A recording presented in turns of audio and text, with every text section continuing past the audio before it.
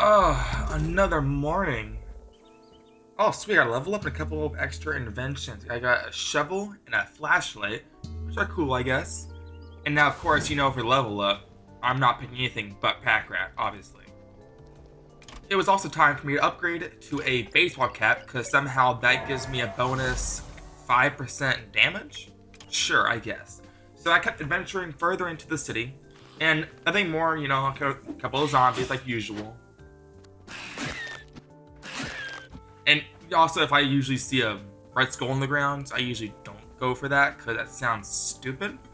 But we're in the apocalypse, baby. That's what we do here. And meet the baseball man. He likes to throw balls with goo. He likes to also hit you with the arm that feels like a baseball bat. And he does some serious damage. Easy to kill like every other zombie. Just gotta step back and hit him once and go back. Easy. But man, this guy, I can't even hit him to save my life. Listen here, zombies, y'all don't belong here.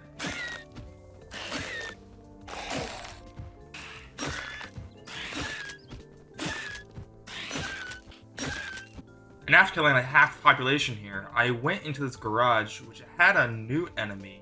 I'm gonna call him Muscle Man, because he looks like a man full of muscles. And apparently he's super dangerous, so I wait until he turns all the way around, and then I rush through that door, because I don't know what dangerous means, but this is a zombie. I think they're all dangerous. I close the door for good measure, and I keep looting. And I find my first locked room. Like, why is there even a locked room in the apocalypse? There's obviously no one inside, so who would have locked it? I then continued killing zombies, exploring, and I came across this new room that has a box in there. I don't know what that is, but I'm gonna figure out soon. And there's even a workbench over here, so if I could like last minute make something, I could totally do that. But there's a campfire right over here, so that kind of solves that problem. Up everything away. I like the campfire. This makes what, 3 or 4 at this point? And I keep on moving because there is no time to hang out and wait. I gotta get materials to upgrade my stuff, dude. You know how pricey your backpack is? Apparently it costs 5 hide and some plastic for a backpack. That's weird.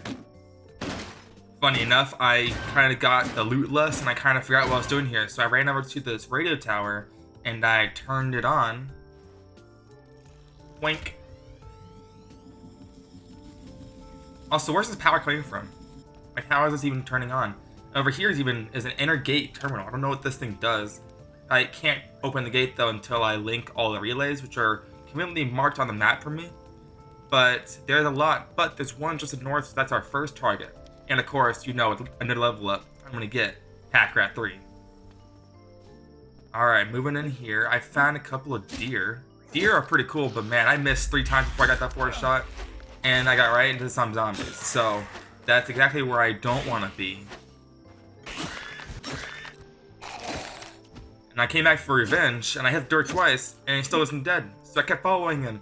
But it turns out that deer are faster than me, and I had to slow down. I'm so out of shape.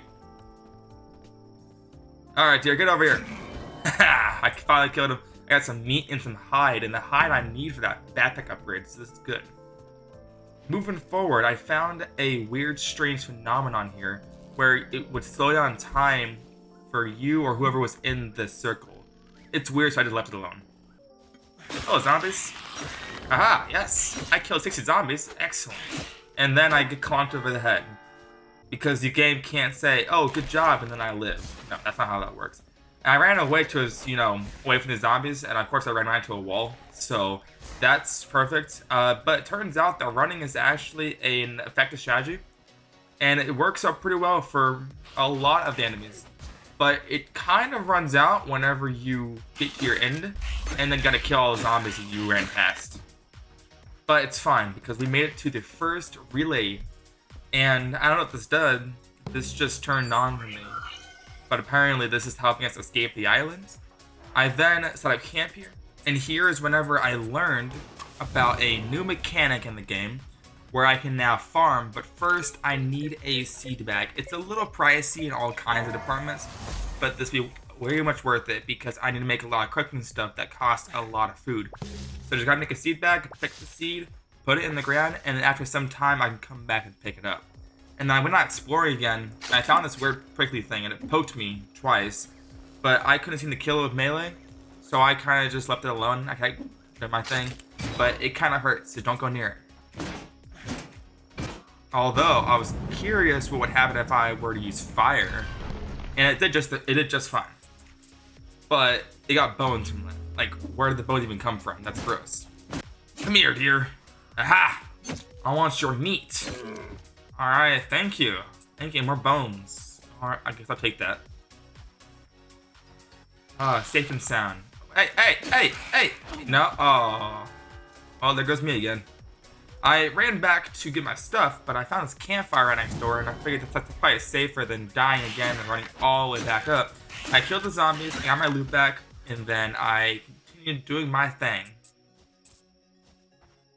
I then spent the next few minutes dismantling tables, chairs, ceramics. I need a lot of kind of stuff, and I'm pretty sure it's just me in the world, so who's gonna want the stuff back? I don't know. But I need this stuff. We're gonna do some serious upgrades, and we're gonna keep on going because we got a lot to do. This is a wishing well? Hey, zombie, get out of here. I'm trying to play a game here.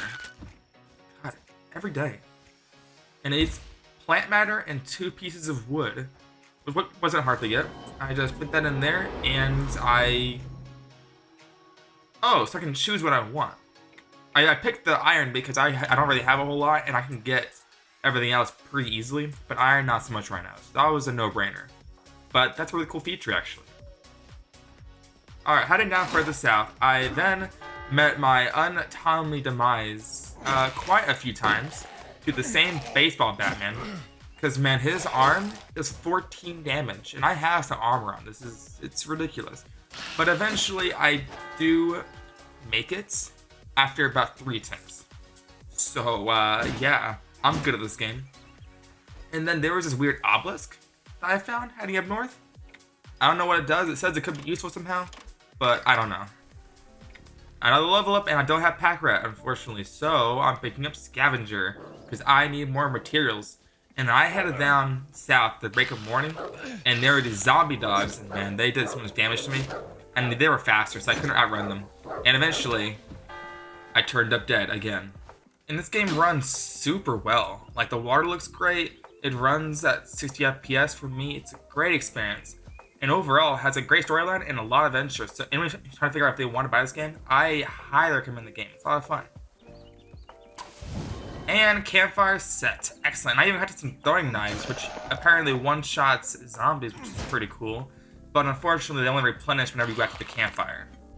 Yes, a cemetery. I don't know if I want to be in the cemetery. Isn't that where like all zombies live? Well, I went to a house inside here, and apparently needs me to find a clue, and for the key to the southern cemetery. But this is also where a relay station. But I don't know where this key will be hidden because it could be anywhere, and it wasn't in the cemetery, so I don't know where I think. But this is where a relay station is going to be, so I kind of have to be here. I found a new recipe for chili soup, which is cool, I guess. And I kept adventuring forward, where I found another one of those false gatekeepers, but this time it was just the lesser version of the boss.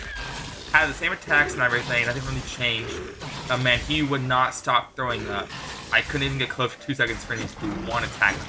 But then I had my chance, and I started to attack one at a time. I would do one attack, step back, go back in, until eventually he could die.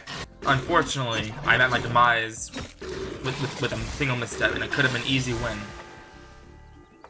I came back for revenge, same thing, but this time he did die, giving me 1,000 XP and a single iron ingot.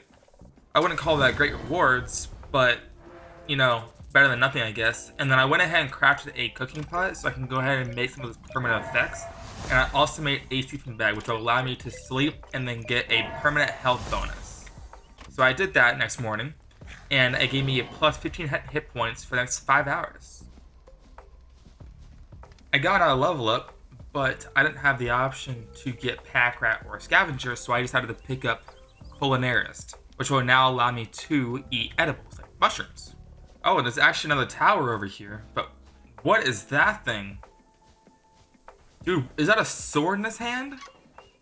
But I definitely don't want to see that, guys. So I went ahead and activated this tower over here, which I don't really know what it's really doing. I think they're unlocking part of the map, but I can just explore and it'll be fine. I don't know what these are actually going to do for me. And apparently, I found the Mega Hive over here. I killed one zombie, that sickled 3 more to come after my way, and then tried running away, and then 3 more came by.